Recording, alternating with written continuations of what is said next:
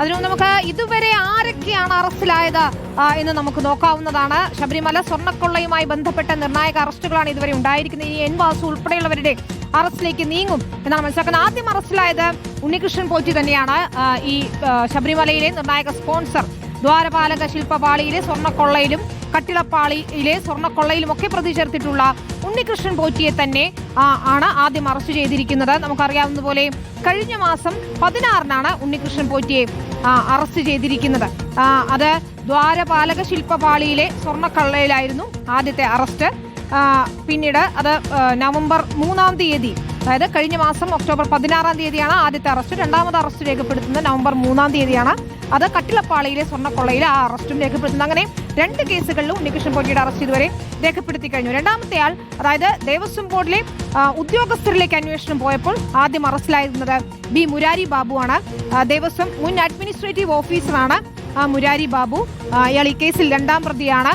ദ്വാരപാലക ശില്പങ്ങളിലെ സ്വർണം പതിച്ച പാളികൾ, കത്തുകൾ, റിപ്പോർട്ടുകൾ, മഹസറുകൾ എന്നിവയിലൊക്കെ തന്നെയും ചെമ്പെന്ന് രേഖപ്പെടുത്തിയ കേസിലാണ് അറസ്റ്റിലായത്.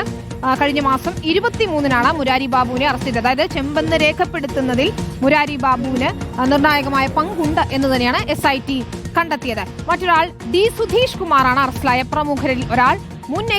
ദേവസ്വം മുൻ എക്സിക്യൂട്ടീവ് ഓഫീസറായ സുധീഷ് കുമാറിന്റെ അറസ്റ്റ് രേഖപ്പെടുത്തി.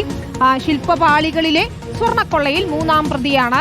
ഒപ്പം കട്ടിളപ്പാളിയിലെ സ്വർണ്ണക്കൊള്ളയിൽ 5-ാം പ്രതിയുമാണ് സുധീഷ് കുമാർ. ഇവരെ ഒരുമിച്ചിരുത്തി ചോദ്യം ചെയ്യുകയും ചെയ്തിട്ടുണ്ട്.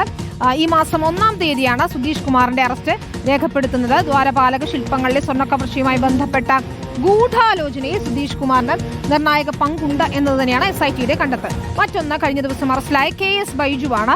ഇയാൾ മുൻ തിരുവാഭരണ കമ്മീഷണറാണ്.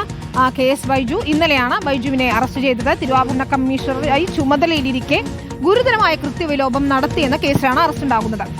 ഈ 4 പേരുടെ അറസ്റ്റാണ് ഇപ്പോൾ നിലവിൽ രേഖപ്പെടുത്തിയിരിക്കുന്നത്. കൂടുതൽ അറസ്റ്റ് ഉടൻ തന്നെ ഉണ്ടാകുമെന്ന് നമ്മൾ പ്രതീക്ഷിക്കുന്നു. എൻ വാസു ഉൾപ്പെടെയുള്ള പ്രമുഖരിലേക്ക് അന്വേഷണം നീളുന്നുണ്ട്. നിർണായകമായ തെളിവുകൾ ലഭിച്ചാൽ അറസ്റ്റ് ഉണ്ടാകുമെന്ന് തന്നെയാണ് ഞങ്ങളുടെ SIT റിപ്പോർട്ട് ചെയ്യുന്നത്.